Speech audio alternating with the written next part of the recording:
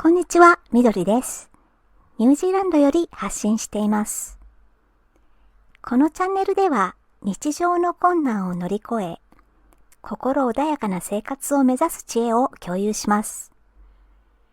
今回も心に響く話を短くお届けしようと思います。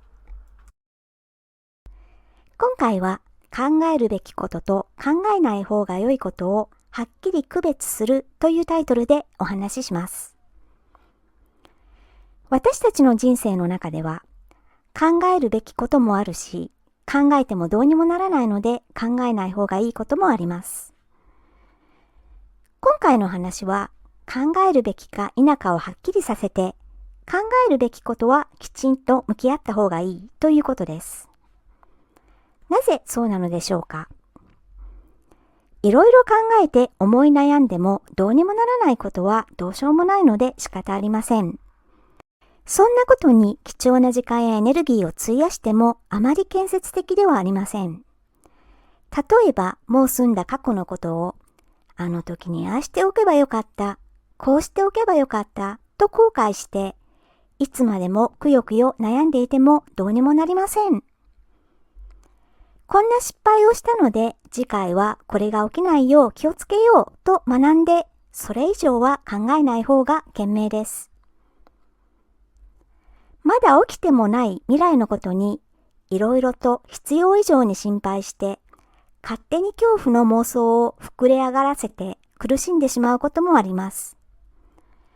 でもこれもやめた方がいいです。起きたら困ることが起きないよう防げることは防ぐ準備をする。それは望ましいことです。しかし単に心配だけして自分を怖がらせてくよくよ思い悩むことは幸せな人生のためには役に立ちません。どうにもならない過去のことやまだわからない未来のことを考えすぎてしまうことはあまりよろしくないことです。その一方で考えた方がいいこともあります。自分自身の人生の課題について自分がコントロールできることには積極的に向き合った方がいいです。何らかの問題が起きたとき、自分でどうにかできること、改善できる点があれば、今のうちにやっておく方が賢明です。なぜなら、やるべきことを先送りにしていれば、その問題が徐々に大きくなり、いつかドカーンと大きな打撃を食らうことになるからです。自分と向き合っていろいろ考えるプロセスには、時間もエネルギーも必要です。ある意味大変なプロセスですが、考えるべきことは問題が大きくなる前に処理しておいた方が後々のためにもなります。本当は考えるべきことなのに、それをせず先送りする人が多いのはどうしてなのでしょうか。それはおそらく間違ったポジティブシンキングをしているからでしょう。現在の社会風潮では一般的にはポジティブは良いことだとされています。ポジティブシンキングはとてもポピュラーな思考法です。でも残念なことにポジティブシンキングの意味を取り違えている人もいます。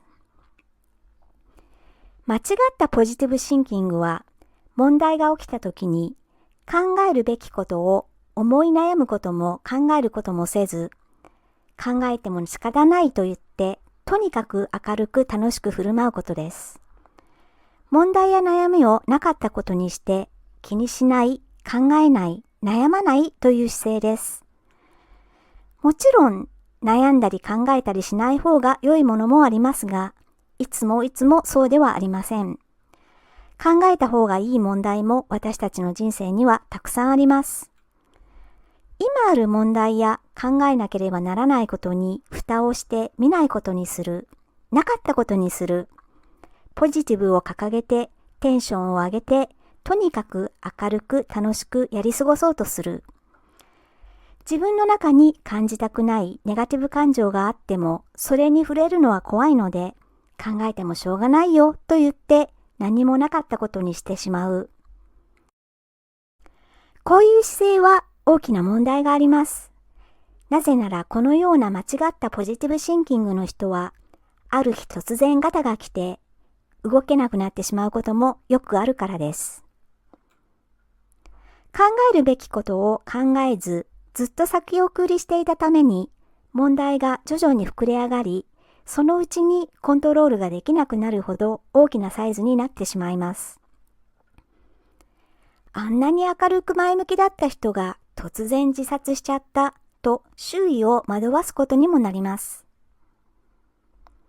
真の意味でのポジティブシンキングは、考えるべき問題を考えないで、蓋して見ないようにすることではありません。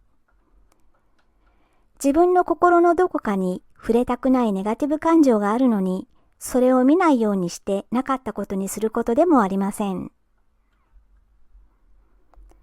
この世の中には陰も陽もあります。ポジティブもネガティブもあります。それが自然な状態です。両方がバランスを取り合いながらすべてのことが動いています。明るく生きることは思い悩まないことではありません。